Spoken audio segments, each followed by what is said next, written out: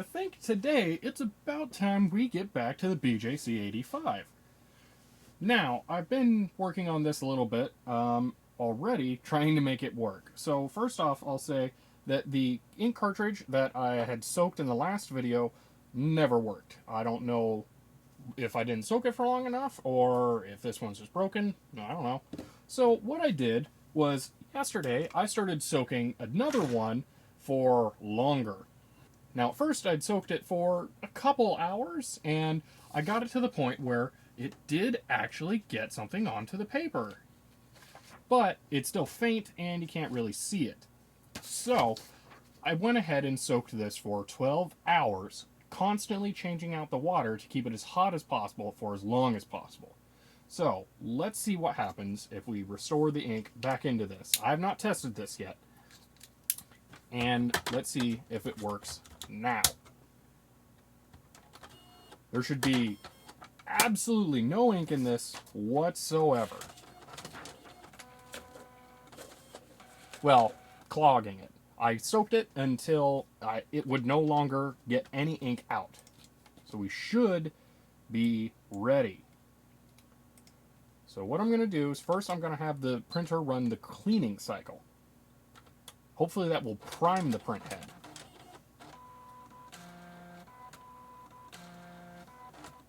Alright, now should be the moment of truth.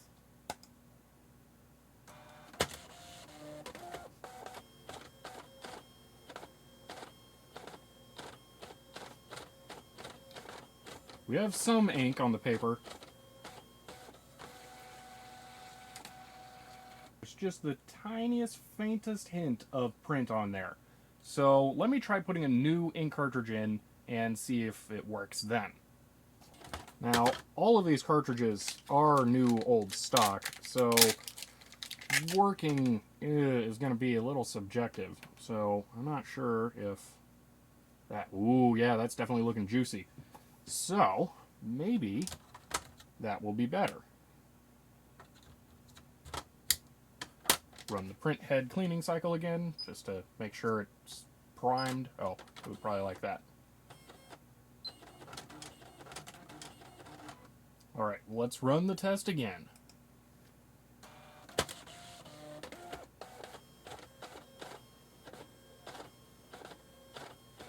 Oh!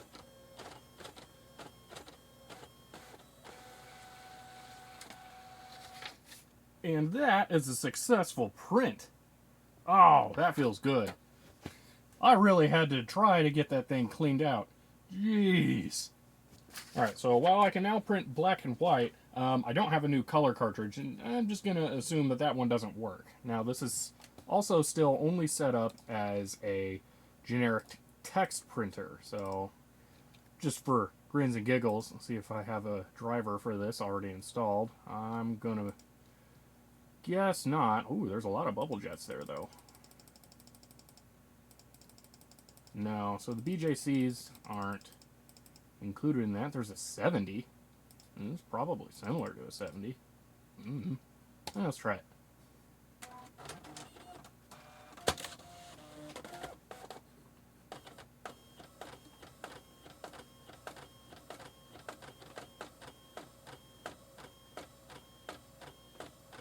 Well, it's definitely a much higher resolution print. We have graphics. It tried to print color.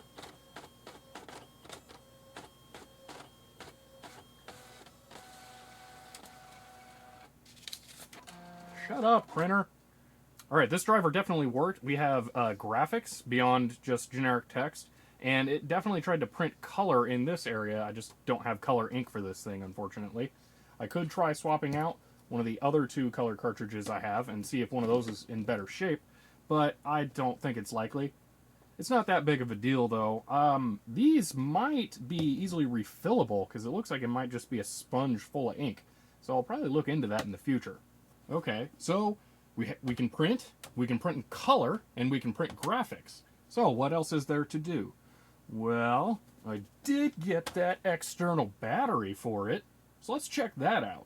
Now, I haven't really looked at this thing since I got it. Unfortunately, they just stuck the shipping label on it and shipped it directly like this, so I don't see myself keeping this as some kind of collectible item. But we can take a look at the battery now. So let's see here. This feels heavy. Oh, we have a manual for the battery. That is a big... Wow. Geez. Okay. That's a lot of manual. That's the battery. Ooh. That's nice. I hope it still works, because, well, I mean, it's old. And then we have a holster for the battery. Well, not a holster. An adapter for the battery. Ooh, this thing's fancy. So, battery goes... there. Nope. Aha. Okay. And then we got a screw thing. So looks like we just pop it on. So it looks like we just pop it on the back here. Wow, that's a lot of threads. Jeez. I don't want that going anywhere. Oh, it's on there now. That's for sure. Ooh. Got a button on the back for some reason. Huh. Maybe that's to check the battery status, which is poor right now. So here's what's cool. It just charges with the regular power supply. Bam!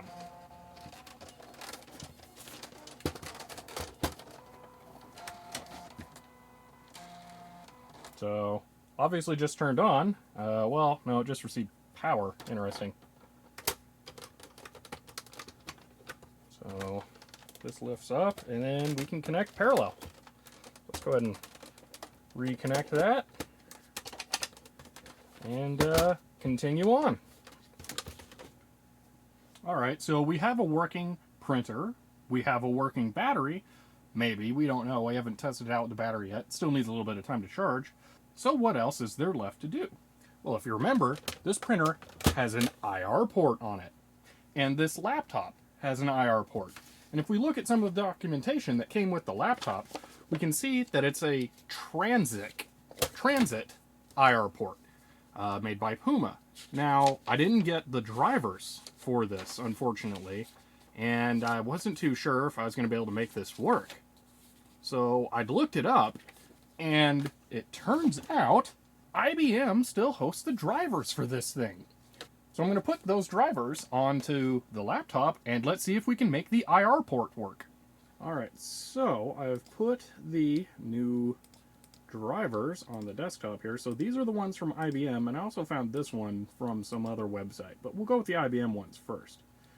So let's install this one first. Alright. Sure. Okay. Yep. Uh-huh. Okay. You agree? Type Y. Boom. Definitely agree. Insert a blank. What? Why? Why would I extract it to a floppy? Seriously? Ugh. Wait a minute, I have an idea. Let's see if we can just open this with 7-zip.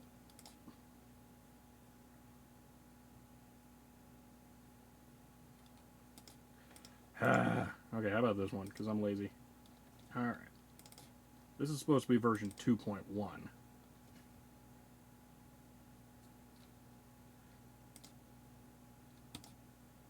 I'm liking the look of this. Ha! Ooh, what am I doing here? Infrared. Setup connection. I don't know. I have no idea. Uh-oh.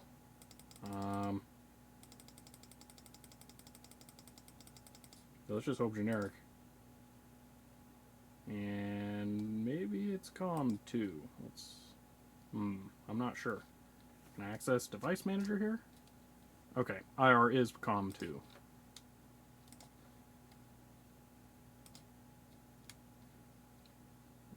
Okay. Restart Windows. Normally, I wouldn't think you would, but this time, maybe. Well, it's a good thing they open help when you're going to restart. I'm not sure where I go from here. Let's see what happens if I just run the application for the IR. I don't know if this is only for file transfer or what. I may not have even needed this if the IR port just shows up as a COM port. I might have been able to just make it work. Wow, it is slow. Oh, there we go. So, print redirector. Printers available. Okay. Printer Pro driver is not currently installed. Well, how do I install it? Do I need to install it? I don't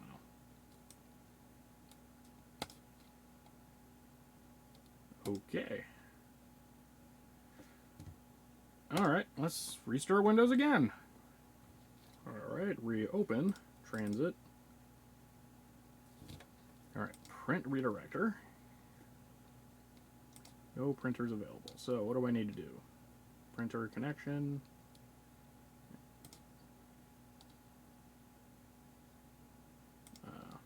Okay, what do I do here? Add printer. Let's see what happens if I go through this. Let's try setting up the BJC-70 again, but use the COM port this time. Oh, here we go. Print test page. Yes, because I have no idea. Eh?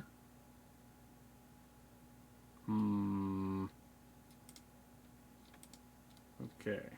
Print redirection is disabled. Do I have to enable it? Successfully enabled. Okay. Available printers. Printers available for redirection. I don't really know. Configure. No. Is there a print test page? Connection status. I don't know. Okay, so I changed the Canon IR printer here to use the COM port directly, and I disabled the Tranxit Print Pro because that wasn't activating the IR port. And I checked that by looking at it with my phone on the camera because there's no IR filter on there. So now I'm going to try printing the test page. I verified I'm seeing IR activity on the port. So let's see if the printer can utilize it. The printer is on, so let's see if this does anything. Looks like it's now stopped sending data. So will the printer react? It looks like a no. Wonder if I have to enable IR on the printer. If I gotta like hold resume and press power when I turn it on or something. I'm not sure. I thought the Canon's IR port might be a little more finicky, so I decided to look and see if I could get the driver for that. And lo and behold, I can. Off of Canon's own website, no less. So I'm going to go ahead and download that. And if I can get the manual, yep, I can get the manual. And I'll go ahead and read up on how you use the IR port. Alright, well, here's the skinny. Been reading the manual, I installed the drivers, I tried to find even more drivers, and I can't get anything to work over IR. So, this is the manual for the printer, and it tells us we need the IrDA driver installed, and more specifically, we need IrDA driver 2.0. And I do think I found that, but when I try and run it on the computer, IR driver 2.0, yes, and I agree, it quickly, that was the most I've ever seen, but it doesn't tell me where it's going, and Windows doesn't recognize it. So it doesn't work. Now, I've seen the thing pop up, it just goes by too fast for me to read where the driver's being put, and Windows can't find them. Now, it also says, to confirm that the drivers are installed, you should see an infrared monitor in the control panel, and I definitely do not see that. Now, I also tried setting it to the 115 kilobits per second in the driver, and that's still, in the existing driver software, and that still didn't fix it.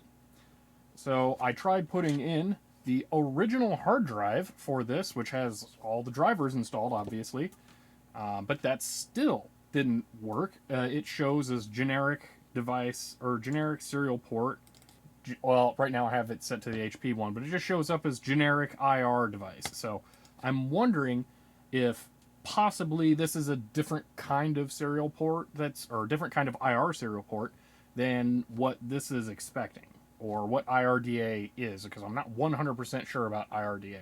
Either way, I've been at this for quite a while, and I don't see an easy solution on the horizon.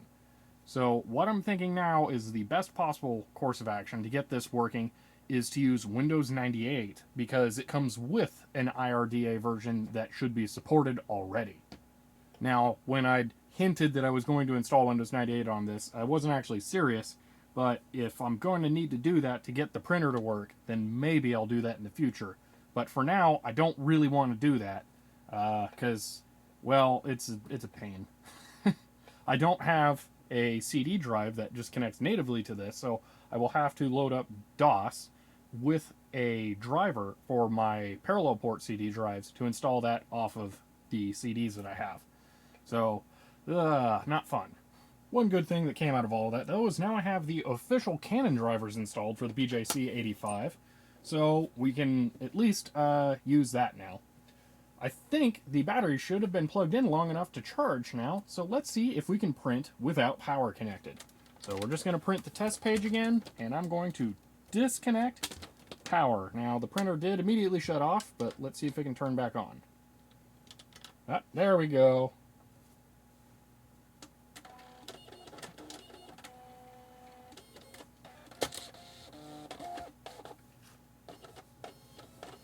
And that is without power.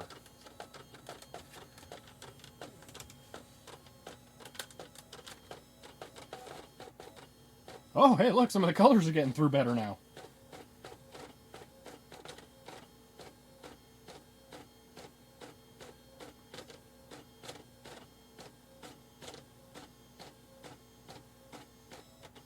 Ooh, a lot more drivers this time around.